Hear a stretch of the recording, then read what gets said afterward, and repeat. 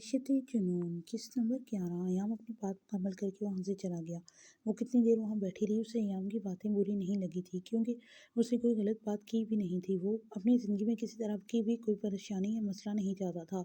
उसे भी यही उम्मीद रखता था कि वो भी इसके साथ एक पुरसकून ज़िंदगी की शुरुआत करेगी। इसके लिए बहुत मुश्किल था, क्योंकि इस शादी में उसकी मर्जी शामिल नहीं थी, लेकिन ये भी हकीकत थी कि वो साथ के साथ भी शादी पर राज़ी नहीं थी। अगर वो साथ के साथ पुरसकून ज़िंदगी के ख्वाब सजा सकती है, तो अयाम के साथ क्यों नहीं। वो अयाम का साथ किस्मत का लिखा समझकर कबूल कर सकती थी। तो उसके से लगता था कि अयाम को इसकी खूबसूरती इतनी तरफ खींचती है, और उसकी निकाह के पीछे भी यही वजह है, क्योंकि इस पर इसकी नीयत लाख से पहले ही ख़राब थी।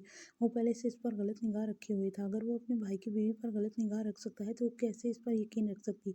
उसे यकीन था कि वो कोई इससे प्यार मोहब्बत नहीं करता, बल्कि वो इसे सिर्फ हासिल करना चाहता है। जिस दिन उसने इसे हासिल कर लिया, वो दोबारा मुंह भी नहीं लगाएगा। उसकी सोच अयाम को लेकर दिन ब दिन खराब होती जा रही थी। वो अयाम को बहुत गलत समझ रही थी। फिर उसे ये भी ख्याल आता कि अयाम अगर सिर्फ उसे हासिल करना चाहता, तो वो इससे शादी क्यों करता। वो एक मजबूत मर्द था, वो इसे अपने वादों पर भी हासिल कर सकता था। उसे शादी की कोई ज़रूरत नहीं थी। वो बुरी तरह से उलझ बैठी थी। जब वो इसे वापस आता नजर आया, वो बाहर जाने के बजाय उसकी तरफ उठकर आ गया था। जो वहाँ से उठने का इरादा रखती थी, वो वापस बैठ गई और वो इसके पास आ रुका। अब कौन सी फजूल सोचों में डूबी हुई हो, बीवी में बना कर रहा हूँ, बेहतर है तुम अपनी फजूल सोच से बाहर आ जाओ, वरना तुम खुद के लिए बुरा करोगी। अगर तुम निस्कून से बैठ रही हो, अपनी सोचों से जान छुड़ा रही हो, तो मेरे बारे में सोचो, बल्कि हमारी आने वाली ज़िंदगी के बारे में सोचो। ये सोचो कि आगे क्या होगा, हम अपनी ज़िंदगी को किस तरह खूबसूरत बनाएंगे। अगर तुम चाहो तो तुम्हारे पास बहुत कुछ ऐसा है जिसे सोचकर तुम पुरस्कून रह सकती हो। अपने आप को अज़ियत में डालने से बेहतर है कि अल्लाह ताला की इस नेमत का शुक्रिया अदा किया जाए जो आपके हिस्से में आई है। और मेरे ख्याल से मैं भी किसी नेमत से कम नहीं हूँ। अगर तुम सोचो तो जानती हो, मेरी शादी करने का कोई इरादा नहीं था, बल्कि मैं अपनी बेटी को अकेले पालने वाला था। लेकिन तुम्हारी वजह से मुझे अपना ये फैसला बदलना पड़ा, और मुझे ऐसा क्यों करना पड़ा ये तुम भी जानती हो। मैं यहाँ खड़े होकर तुम्हारे हुस्न के कोई कसीदे नहीं पढ़ूंगा, क्योंकि मेरे ख्याल से जो चीज़ मेरी है उसकी तारीफ मैं कभी भी कर सकता हूँ, और ये काम मैंने परसों के लिए छोड़ दिया है। वैसे मैंने सुना है कि दो तरह की औरतें बहुत ख़तरनाक होती हैं, एक वो जो खूबसूरत हों, और दूसरी वो जिन्हें पता है कि वो खूबसूरत है। मुझे तो पता है कि तुम ये मेरे लिए बहुत ख़तरनाक होने वाली हो। तो वो शरारती अंदाज में कहा था, उसे निगाह उठाने पर मजबूर कर गया। मैं आपको औरत लगती हूँ। वो जो ना जाने क्या सुनने का मुंतज़िर था, उसके मुंह बनाकर कहने पर वो अपना कहकर ज़ब्त ना कर सका। वो सॉरी, इस वक्त लगता है मैं दुनिया की सबसे बड़ी गलती कर चुका हूँ। एक लड़की को औरत कहना मेरे ख्याल से गुनाह के ज़िम्मे में आता है। मैं कोशिश करूँगा कि मुझसे दोबारा ये गुनाह सरज़द ना हो। मैं चलता हूँ, ख्याल रखना अपना। मैं जल्दी आने की कोशिश करूँगा। वो इसके सामने खड़ा बोल रहा था कि जबकि वो हैरान से ये जानने की कोशिश कर रही थी कि वो इसे ये सब कुछ क्यों बता रहा है। जब अगले ही लम्हे उसे झुकते हुए इसके गाल पर अपने लब रखे, हीर जी जान से लरज़ गई। वो इस तरह कोई हरकत करेगा ये इसके वहमो गुमान में भी ना था।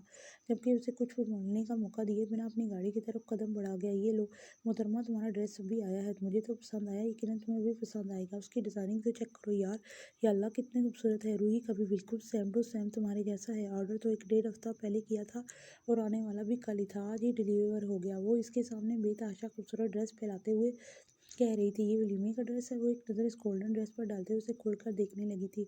उसने इससे हाथ लगाने की गलती नहीं की थी। अरे यार नहीं, रूही की सालगिरह का ड्रेस है।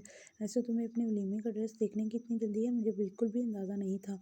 मैं सच से कह देती हूँ कि तुम्हारे वलीमे का ड्रेस भी जल्दी मंगवा लिया जाए, हमारी दुल्हन को बहुत जल्दी है। वो उसके कंधे से कंधा मिलाकर छेड़ने वाले अंदाज में बोली थी, तौबा तौबा, मुझे कोई जल्दी नहीं है, कुछ भी कहने की ज़रूरत नहीं है, मैं तो बस ऐसे ही पूछ रही थी। उसे कहती ड्रेस घसीट कर अपने करीब कर चुकी थी। उसकी जिप खोलते हुए उसे बैग से बाहर निकालने लगी। ये तो बहुत ज़्यादा भारी है, मैं इसे पहनकर चलूँगी कैसे। तानिया और रूही के लिए भी भारी है, काफ़ी भारी है। वो परेशानी से उसे देखने लगी और साथ साथ अपने ड्रेस के नीचे रखी रूही की ड्रेस भी देखने लगी। लेकिन उसने एक बात नोट की थी कि रूही का ड्रेस इतना हैवी नहीं था। बच्चों की मुनासबत से वो ड्रेस बिल्कुल सही था। अरे नहीं, रूही का ड्रेस बिल्कुल भी हैवी नहीं है, वो बहुत आसानी से कैरी कर पाएगी। तुम अपना सोचो, तुम्हारे लिए आसान हरगिज़ नहीं होगा। वो इसे रूही की तरफ से बेफिक्र करते हुए कहने लगी, मैं कोई और पहन लूँगी, इसमें तो चलना मुहाल होगा। खुद ही फैसला करते हुए कहने लगी, नहीं जानू, तुम कोई और नहीं पहन सकती, यही ड्रेस पहनना है, क्योंकि ये सब पसंद का लेकर आए हैं। मेरा नहीं ख्याल कि तुम उनकी पसंद को नज़रअंदाज करोगी। वैसे तुमने मुझे कल रात के बारे में बताया नहीं, कल रात को सर ने गुस्सा तो नहीं किया। वैसे वो कल रात को काफ़ी देर से घर आए थे, मेरे ख्याल से तब तक तुम सो चुकी थी होगी। तानिया ने सरसरी अंदाज में पूछा था। उसे याद आया कि कल तानिया ने भी इसके साथ कुछ खास अच्छा नहीं किया था।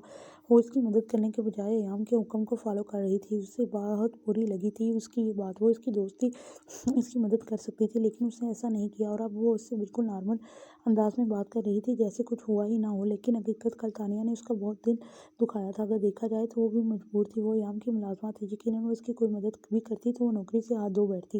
उसका तो कोई सहारा भी नहीं था। शायद एक तरह से तानिया ने जो किया वो ठीक ही था, क्योंकि तानिया उसके अलावा और कुछ कर नहीं सकती थी। तानिया की नज़र में अय्याम एक बहुत अच्छा इंसान था, जो तानिया के हिसाब से उसके लिए बहुत अच्छा साबित होने वाला था। तानिया के साथ किसी तरह की नाज़गी ज़ाहिर करके वो उसे शर्मिंदा नहीं करना चाहती थी, क्योंकि इस वक्त उसे यहाँ समझने वाली सिर्फ यही दोस्त थी। कहीं न कहीं उसकी और अय्याम की निगाह में किस्मत का खेल था। पहले साथ के साथ अचानक शादी और फिर तलाक उसके नसीब में लिखी थी, और फिर जो है वो अपने भाई के करीब जाने वाली थी, इन मुसीबतों से निकलने वाली थी। उसकी अय्याम के साथ शादी होगी, ये सब उसके नसीब में लिखा था, और ये जैसा भी था उसे कबूल करना था। शायद अय्याम एक बुरा इंसान साबित हो आगे जाकर, उसके लिए अच्छा हस्बैंड साबित ना हो, लेकिन वो शायद इतना बुरा भी नहीं हो सकता जो अपनी बीवी का सौदा कर दे। कल उसके साथ क्या हुआ और क्या होने वाला था ये तो नहीं जानती, ना ही इन सब चीज़ों को होश रहा था। नींद में में भी उसे अपने पास होने वाली बातों की आवाज़ें सुनाई दे रही थी। वो हर चीज़ तो नहीं समझ पाई, लेकिन बहुत सारी अनजान आवाज़ों में उसे साथ की आवाज़ जानी-पहचानी सुनाई दी थी, जो उन गुंडों से कह रहा था कि उसने उसे किसी के आगे बेच दिया था, और उसकी शादी के पीछे वजह भी यही थी। यहाँ तक कि उसने शादी भी उसी के कहने पर की थी, और फिर उसे अय्याम के घर भेज दिया था, और बाद में अपनी जान बचाने के लिए उसे तलाक दे दी। वो कितना गिरा हुआ इंसान था, इसे सोचकर ही नफरत होने लगी थी। या कोई इतना घटिया गिरी हुई हरकत कर सकता है कि अपनी बीवी को किसी और के आगे बेच दे? उसे ये सोच कर नफरत महसूस हो रही थी। वो अपनी ज़िंदगी में दोबारा कभी साथ को सोचना भी नहीं चाहती थी, और अय्याम शायद ये सोच रहा था कि उसकी सारी सोचें साथ की तरफ ही, या वो साथ के लिए कोई जज्बात रखती है। हालांकि आजकल वो सिर्फ और सिर्फ अपने भाई को सोच रही थी, और उससे कोई रब्ता नहीं कर पा रही थी, क्योंकि उसका मोबाइल, उसका नंबर, हर चीज़ वो खो चुकी थी। हाँ, लेकिन अय्याम क्या सोचता था और क्या नहीं, उसे फ़र्क नहीं पड़ता था। वो इस वक्त अपनी ही उलझनों में उलझी हुई थी। तानिया उसे खुशनसीब समझती थी जिसे अय्याम की हमराही मिली थी, लेकिन वो उसे क्या बताती कि साथ की इस गिरी हुई हरकत की वजह से उसका मर्द ज़ात पर यकीन खत्म हो गया। तो उसकी ज़िंदगी में आया एक मर्द भी इस काबिल न था कि वो इस पर यकीन कर पाती। पहले बाप, 2 बच्चों को पैदा करके बेआसरा करके उसकी माँ को छोड़कर भाग गया, और आज तक उसका कोई पता न चला। और फिर उसका भाई उसकी शादी वाले दिन उसे किसी बोझ की तरह उतार कर हमेशा के लिए फेंक गया, और फिर उसका शौहर उसे किसी दूसरे के आगे बेच चुका था। वो अय्याम पर क्या यकीन रखती जो अपनी कज़न की बीवी के बारे में इतनी गलत सोच रखता था। आज वो इसकी बीवी थी, उसके निकाह में थी, लेकिन वो पुरानी बातें भूली तो न थी, लेकिन तानिया को वो कुछ कह भी नहीं सकती थी। तानिया की सोच अलग थी, और किसी की सोच बदलना कहाँ किसी के बस में है। वो फ्रेश होकर बाहर निकली तो कमरे में कोई भी मौजूद नहीं था। वो आईने के सामने खड़ी होकर अपने बाल सुखाने लगी। जब वो कमरे के अंदर दाखिल होने लगा, उसे देखकर वहीं दरवाजे पर रुक गया। दरवाजे के फ्रेम के साथ टेक लगाए खड़ा एकटक उसे देखा जा रहा था, जबकि दूसरी तरफ हीर अपने ही ध्यान में अपने लंबे घने आबशार और जुल्फों को सुलझाने की कोशिश में हलकान हो रही थी। उसका ध्यान दरवाजे की तरफ गया ही नहीं था, क्योंकि अभी वो अपने बालों को सुलझाने की जद्दोजहद में थी। अयाम ने उसे कभी बिना दुपट्टे के नहीं देखा था, इसलिए उसे अंदाज़ा नहीं था कि उसके बाल इतने लंबे और खूबसूरत होंगे। वहीं खड़े-खड़े उसका दिल चाहा कि इन बालों की खूबसूरती को अपने हाथों के फूलों से महसूस करे। वो रुका नहीं था, वो इस पर हर तरह से हक रखता था, तो वो अपने दिल की ख्वाहिश दिल में क्यों रखता? वो ऐसा-ऐसा कदम चलता उसके पास आ रुका था। आईने में उसका अक्स देखकर सामने से हटने की कोशिश की थी कि अब उसने उसके कंधे पर हाथ रख के उसे कोशिश को नाकाम बना दिया था, और उसका रुख अपनी जानब करते उसको रूबरू किया था। हीर उसके सामने नजरें झुकाई खड़ी उसकी वालाना नज़रों से काफ़ी खौफज़दा थी। मेरे ख्याल से अब तुम्हें फ़िज़ूल का भागना छोड़ देना चाहिए, क्योंकि ना तो अब तुम्हारे पास में है, और ना ही मैं ऐसा कुछ होने दूँगा। वो उसके कान के करीब सरगोशी नुमा अंदाज़ में बोला, जबकि उसके इतने करीब महसूस करते हुए हीर की धड़कनों में इश्तियाल पैदा हो गया था। वो मुझे पाए जाना है। वो अच्छी खासी नर्वस हो गई थी। नहीं, अभी मैं तुम्हें महसूस करना चाहता हूँ, वो मियाँ बोला, जबकि इसकी इस बात पर हीर की तो मानो सांस ही अटक गई थी। देखिए, मैं देखना ही तो चाहता हूँ मैं तुम्हें। उसकी नाजुक मरमरी कमर के गिर्द अपना हसार बना था। वो उसकी बात काट गया। यकीन नहीं आता मोहब्बत इतनी हसीन भी हो सकती है। वो गंभीर लहजे में कहता उसके चेहरे पर झुका था, लेकिन इससे पहले कि वो गुस्ताखी करता, हीर रुख फेर गई थी। उसकी गहरी निगाहों का सामना करना हीर के लिए दुनिया का सबसे मुश्किल काम था, लेकिन अय्याम को शायद उसकी ये हरकत पसंद नहीं आई थी। तभी वो उसे एक झटके में खींचता अपने करीब कर गया। उसका अंदाज काफ़ी ज़्यादा जरहाना था। उसके चौड़े सीने से जा लगी। उसकी सुर्ख अंगारा आंखों में सिर्फ एक लम्हा ही देख पाई। मैंने कहा कि मुझे से दूर भागना बंद करो। नहीं जा सकती तुम मुझसे दूर, हमेशा मेरे पास रहोगी। उसके दोनों बाजू थामे उसे बेहद करीब किए उसके चेहरे पर घुरा कर बोला था, आज एक बात तुमसे कहने जा रहा हूँ, इसे अपने दिलो दिमाग में अच्छी तरह से बिठा लो। मोहब्बत करने लगा हूँ मैं तुमसे, बहुत बहुत ज़्यादा चाहने लगा हूँ मैं तुम्हें।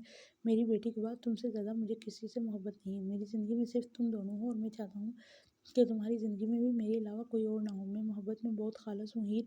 मोहब्बत की मतलब मोहब्बत चाहता हूँ। तुम्हें देखकर जो जज़्बात मेरे दिल में जागे हैं, वो कभी किसी के लिए नहीं जागे। अगर साथ तुम्हें खुद नहीं छोड़ता, मैं इसे मजबूर कर देता, लेकिन मैं तुम्हें अपना बनाकर ही दम लेता, क्योंकि यम सिकंदर हर किसी से मोहब्बत नहीं करता, और जिससे करता है उसे किसी और का होने नहीं देता। मैंने तुम्हें अपनी ज़िंदगी में शामिल करने का फ़ैसला उसी दिन कर लिया था जिस दिन मैंने तुम्हें पहली दफ़ा देखा था। हाँ, तुम्हारी शादी के अगले दिन सुबह 7 के कमरे में उस दिन हालात कैसे थे, तुम्हारी ज़िंदगी में क्या हो रहा था, मैं कुछ नहीं जानता था। तुम्हें देखते ही मुझे तुमसे मोहब्बत हो गई थी और उस दिन मैंने तुम्हें अपनी ज़िंदगी में शामिल करने का फ़ैसला कर लिया था। और देखो आज तुम मेरी हो, अयाम सिकंदर की।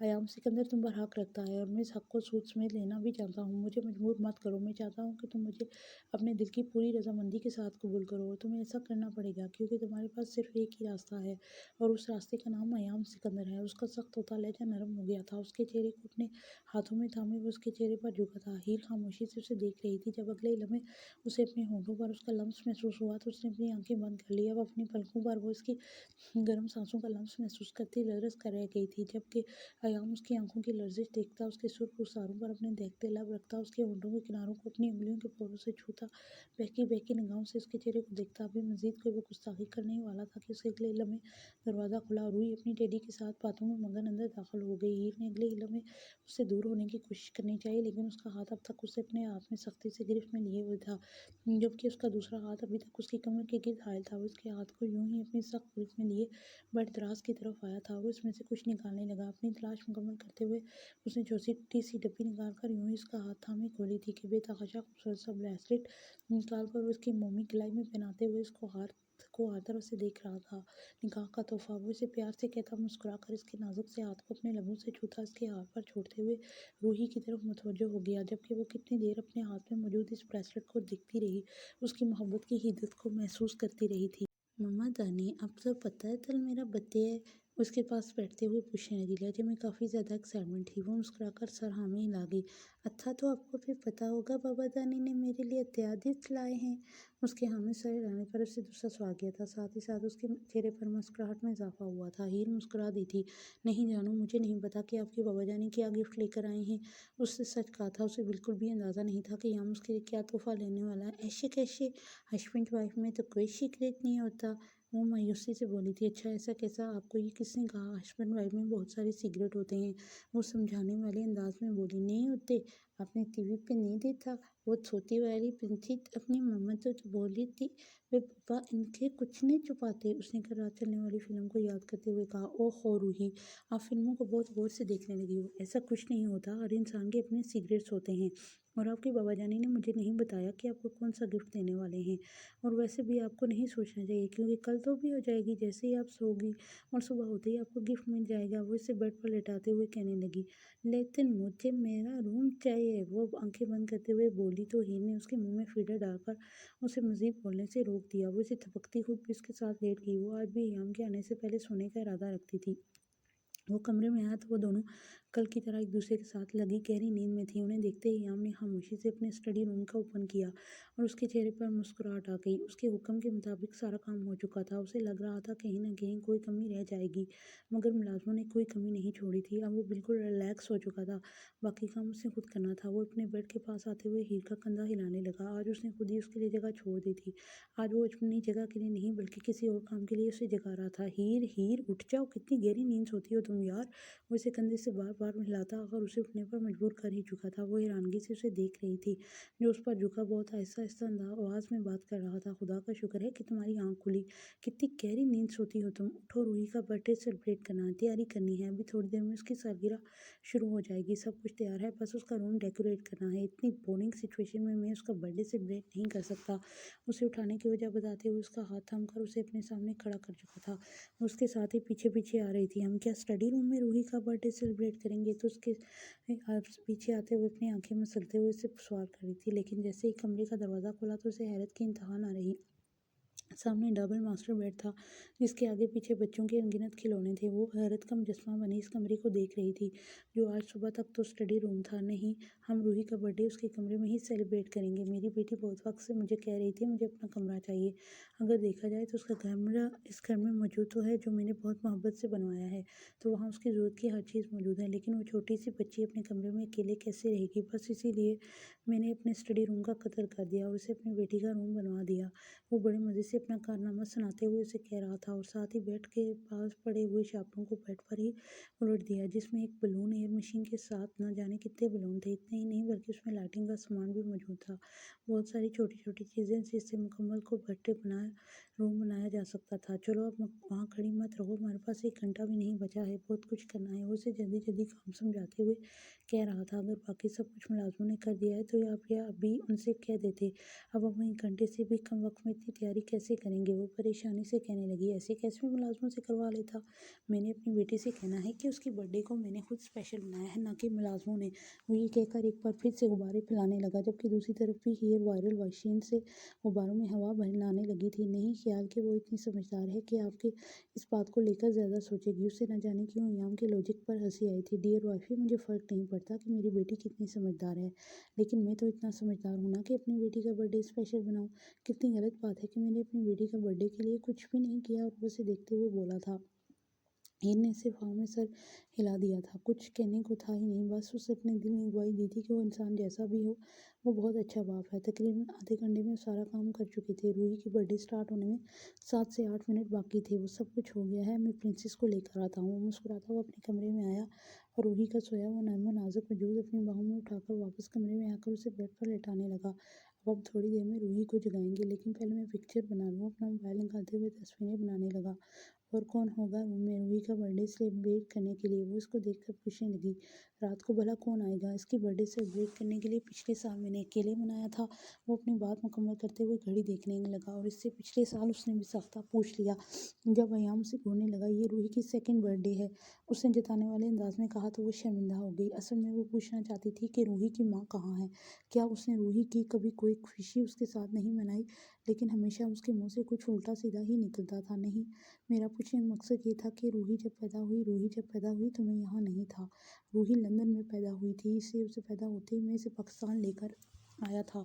चाहता था कि मेरी बेटी मेरे मुल्क में ही रहे और यहीं पर बड़ी हो, अपने मुल्क से मोहब्बत करे। चलो बाकी सवाल बाद में, रूही को जगाते हैं। वो मुस्कुराकर घड़ी की तरफ इशारा करता जब पूरे 12 बजा रही थी। बेड की तरफ आया था और साथ ही उसने रूम के फ्रिज से केक निकाल कर लाने का ऑर्डर जारी किया था। वो हामिद सर लाते कमरे की दूसरी तरफ चली गई थी, जबकि अयाम रूही के पास बैठ गया। वो 1 मिनट में ही केक लेकर हाजिर हो चुकी थी। आपसे एक और सवाल पूछूं?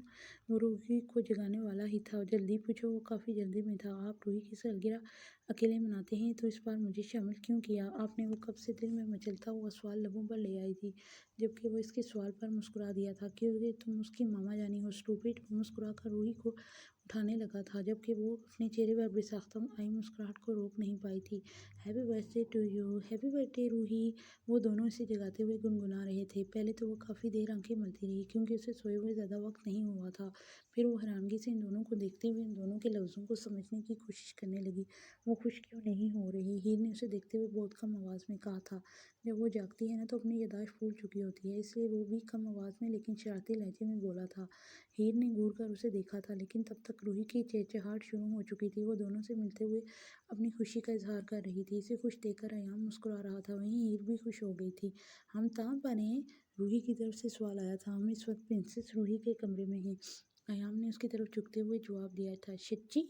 वो जोर से पूरे कमरे की तरफ देखने लगी और फिर यकीन करने के बाद वो अपने कमरे में बेड पर चढ़कर उछलने लगी। वो अपना कमरा पाकर ज़रूरत से ज़्यादा खुश हो रही थी। शायद वो पहले ही अपनी ख्वाहिश का इज़हार अयाम के सामने कर चुकी थी। वो सोने से पहले उससे भी कह रही थी कि उसे अलग कमरा चाहिए, उसे अपना अलग कमरा चाहिए। वो ये तो नहीं जानती थी कि वो उसे अपना अलग कमरा क्यों चाहिए।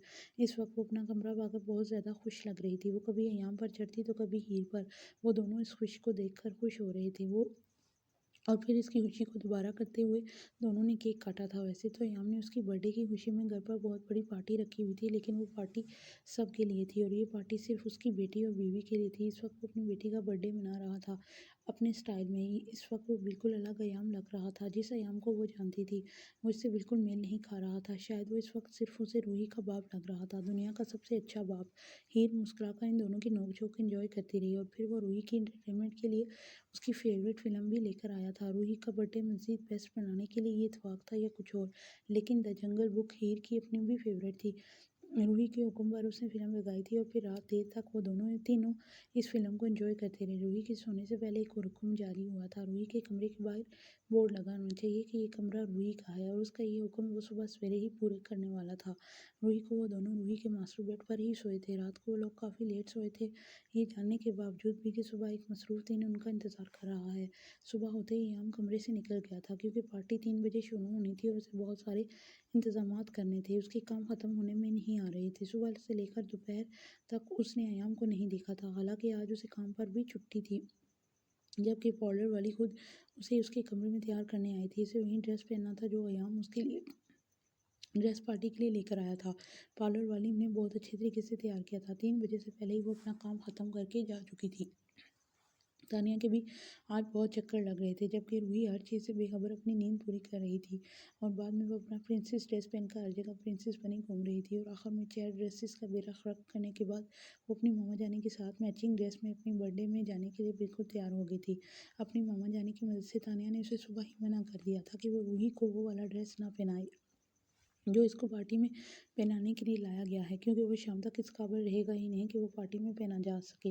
इसे हीर उसे सुबह से बाकी ड्रेसेस पहनाती रही थी, और अब जाकर 3 बजने से 10 मिनट पहले उसने रूही को तैयार किया था, जो इस वक्त सच में बहुत खूबसूरत लग रही थी। उसने फरमाइश करके हीर से अपने बालों का बन बनवाया था, बिल्कुल वैसा ही जैसा उसकी मामा जानी का बना हुआ था। वो हर लिहाज से अपनी मामा जानी के जैसा दिखना चाहती थी, जबकि हीर तो उसकी बातों पर मुस्कुरा रही थी। महफिल अपने रूज पर थी, वहाँ बहुत सारे बच्चे थे। रूही भी थोड़ी देर में बच्चों के साथ घुल मिल गई थी। वो कभी इधर भागती तो कभी उधर। महफिल बहुत बड़ी थी, यहाँ बहुत बड़े बड़े लोग आए हुए थे। सेलिब्रिटी से लेकर सियासत तक के लोग इस महफिल का हिस्सा था। उससे नीचे जाने में बहुत डर लग रहा था। वो खिड़की से ही खड़ी लोगों की तादाद का अंदाज़ा लगा चुकी थी। चलो हीर, सर बुला रहे हैं, तुम्हें बहुत सारे लोगों से मिलना है। तानिया उसके कमरे में आती उसके कंधे पर हाथ रख के बोली तो उसके चेहरे की उड़ती हवाइयाँ देखकर वो परेशान हो गई। यहाँ तो बहुत से लोग हैं तानिया, मुझे डर लग रहा है, मैं लोगों से क्या कहूँगी। तुम कुछ भी नहीं कहोगी मेरी जान, जो कहेंगे सर कहेंगे, वो तुम्हें सबके सामने इंट्रोड्यूस करवाएंगे। वैसे कॉलोनी पर इससे ज़्यादा लोग होंगे, उनके सामना किस तरह करोगी। ये तो कुछ भी नहीं है। वो उसका हाथ थामे उसे बाहर की तरफ लाते हुए कह रही थी, जबकि वो अंदर ही अंदर पुरानी आयात का विद करती कमरे से बाहर कदम रख चुकी थी। कल वलीमे का सोचकर ही उसे अयाम की बातें याद आने लगी। उसने 2 दिन का वक्त दिया था, जो आज रात खत्म हो जाना था। आपसे तो रूही का भी अलग कमरा था, तो इसके बचने के तो कोई चांस नहीं थे। उसकी सारी सोचें अयाम की तरफ चली गई। जब उसने पहली सीढ़ी पर कदम रखा, अचानक लाइट साफ हो गई। हर तरफ अंधेरा ही अंधेरा छा गया। लोगों की आवाज़ें दूर आप पर तक आने लगी। जब अयाम की आवाज़ सुनाई दी, रिलैक्स एवरीवन, लाइट मैंने खुद ऑफ करवाई है, क्योंकि इस वक्त इस महफिल में बहुत स्पेशल इंसान आने वाला है। इस महफिल में आप सबको बुलाने की वजह सिर्फ मेरी बेटी नहीं है, बल्कि मैं आप सबको अपनी बीवी से भी इंट्रोड्यूस करवाना चाहता हूँ। स्पॉटलाइट में अयाम का रोशन होता चेहरा उस अंधेरे का मरकज़ था, और वहीं पहली सीढ़ी पर खड़ी उसे सुन रही थी। मैं जानता हूँ मेरी शादी आप सबके लिए एक सरप्राइज़ होगी, लेकिन आप लोग ये भी तो जानते हैं कि अयाम सिकंदर को सरप्राइज़ देने की आदत है। लीजिए, आप सबके लिए मेरा एक और सरप्राइज़ हाजिर है। Mrs Ayam Sikandar, my beautiful wife, मेरी जान, मेरी मोहब्बत, मेरा सब कुछ। वो मुस्कुराते हुए ऊपर की तरफ इशारा कर चुका था। स्पॉटलाइट ने उसे फोकस कर दिया था, जबकि वो इस बात पर मज़ीद नर्वस होती तानिया का हाथ थाम चुकी थी। जब तानिया ने उसे नीचे की तरफ चलने के लिए कहा, स्पॉटलाइट की रोशनी में ऐसा-ऐसा कदम उठाते सीढ़ियाँ उतरने लगी थी, जब अचानक तानिया ने हाथ किसी और के हाथ में थमा दिया। उसने निगाह उठाकर देखा तो उसका मुस्कुराता चेहरा उसके सामने था। Welcome to my life my love. वो नरमी से मुस्कुराता उसके माथे पर अपने लब रखता उसके गिर्द अपना मजबूत हसार बना गया। हीर को लगा जैसे वो धूप से घनी छाँव में आ गई है। उस वक्त वो अपने आप को इस दुनिया की सबसे महफूज पनाहगाह में महसूस कर रही थी। भरपूर तालीम में केक काटा गया। वो क्यूट सी प्रिंसेस अपने मामा जानी और बाबा जानी के साथ अपनी हाइट को मैच करने की कोशिश कर रही थी, जो नामुमकिन था, लेकिन इसके बावजूद भी वो उन दोनों के काफ़ी करीब थी। हीर और अयाम ने उसका हाथ थामकर उसे केक काटने में मदद की थी, जबकि सबकी तालियां बजाने पर खुश होते हुए खुद भी तालियां बजा रही थी। इन्हीं तालियों के बीच उसने केक का टुकड़ा अयाम की तरफ बढ़ाया। जैसे ही अयाम केक खाने के लिए मुंह खोला तो वो केक का टुकड़ा हीर की तरफ बढ़ा गई। उसकी इस हरकत पर जहाँ अयाम ने घूर कर देखा तो हीर भी खुश हो गई, जबकि बाकी लोग रूही की हरकतें एंजॉय कर रहे थे। रूही तो पूरी पार्टी की जान बनी हुई थी। वो कभी इस तरफ खेल रही होती तो कभी उस तरफ। हीर हर थोड़ी देर के बाद उसे ढूंढने लगती थी, जो न जाने कहाँ गुम हो जाती थी। पार्टी में बच्चों का भी कोई शुमार न था, क्योंकि ये पार्टी रखी बच्चों के लिए गई थी।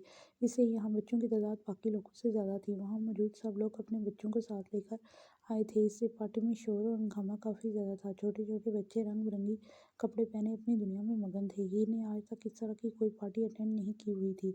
शायद ये भी एक वजह थी कि उसे यहाँ बहुत मज़ा आ रहा था। बच्चे एक-दूसरे से गुफ्तगू में मगन थे। न जाने कौन-सी ज़ुबानें बोल रहे थे, उसे समझने से वो कासिर थी। लेकिन इस बात में कोई शक नहीं था कि ये दिन हीर की ज़िंदगी का सबसे खूबसूरत दिन था। "तुम यहाँ अकेले क्यों बैठी हुई हो? आओ मैं तुम्हें सब लोगों से मिलवाता हूँ।